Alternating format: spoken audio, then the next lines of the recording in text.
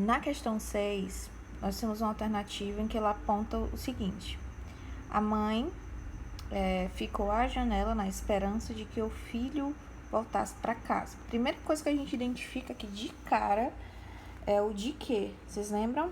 A regra geral diz que, no caso, as substantivas, elas sempre vêm com conjunções que ou se. Aí, bem aqui, a gente vê o de que. Aí vocês se tocaram aí do que eu tinha falado?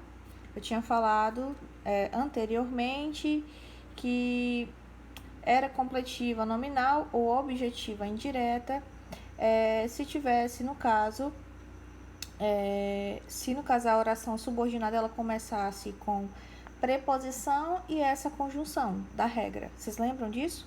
Pronto. Então, a sexta questão aqui, a alternativa, ela seria a letra B, certo? Substantiva, completiva, nominal. Ok? Ela não vai ser objetiva indireta, porque no caso, a sexta questão, a gente vai ter a subordinada, essa subordinada que está destacada aqui, como uma função de complemento para algum nome, certo? Vocês lembram da regra de complemento nominal? Então, nós temos, a mãe ficou à janela na esperança de que o filho voltasse. Então, a mãe ficou à janela. Então, observe aqui que janela, ela vai ser o nosso nome, certo?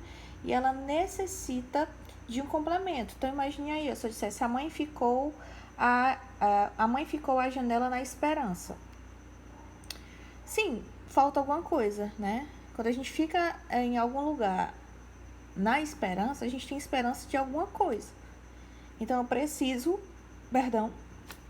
preciso de um complemento, ok? Então, primeira coisa, a gente vai ter uma função de complemento nominal, certo? Vai completar esse nome e não o verbo, sim o nome, ok? Nós teremos na oração principal um desses nomes, no caso aqui está, ok? E ele vai ter necessidade de um complemento para fazer sentido, certo? Então, por isso, letra B.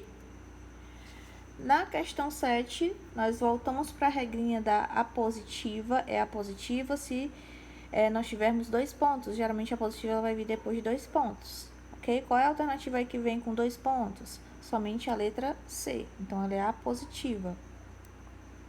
Pronto. Agora, na questão 8 é que eu peço a atenção de vocês.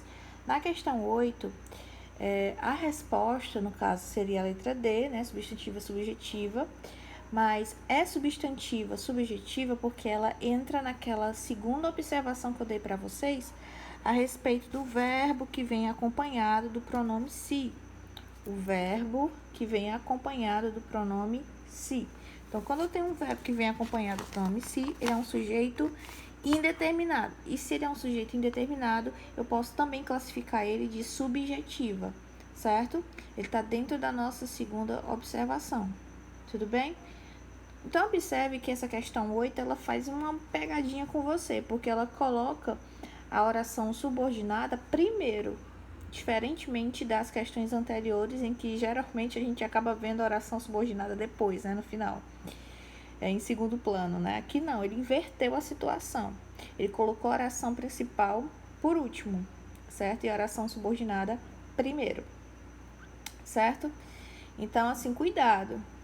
O que vocês têm que notar é se eu tenho um pronome acompanhado do verbo, certo? O pronome se acompanhado do verbo. Se eu tenho um pronome se acompanhado do verbo na oração principal, certo? No caso, ele vai necessitar de um sujeito, já que, no caso, ele é um sujeito indeterminado. Se ele é um sujeito indeterminado, eu preciso de um sujeito para essa oração principal. Então, por isso que ele adentra naquela segunda regrinha. Eu vejo como a regrinha é um pouquinho mais difícil assim da gente observar. Por isso que a gente tem que ter mais atenção para ela, certo? Só voltando aqui, é uma observação até vez outra difícil de cair em prova, mas a gente precisa lembrar porque vai que, né? Vai que cai. Professor, se não cair na prova da escola, pode cair no Enem da vida, pode cair numa UVA da vida, para quem for fazer vestibular da UVA, certo? Então, a UVA, por exemplo, ela se apega muito a esses detalhes que a gente deixa para lá, ok?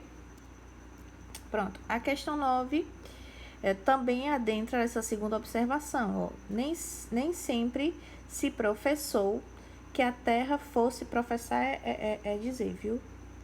É falar. Nem sempre se professou que a terra fosse redonda.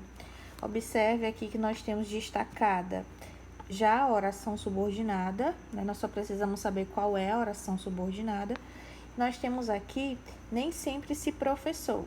Vamos lembrar de novo, a regrinha, o segundo exemplo, é que quando eu tenho um pronome se acompanhado de um verbo, no caso, essa oração principal, ela vai necessitar de um sujeito, porque se eu tenho um pronome se acompanhado de um verbo, eu tenho um sujeito indeterminado nessa oração principal.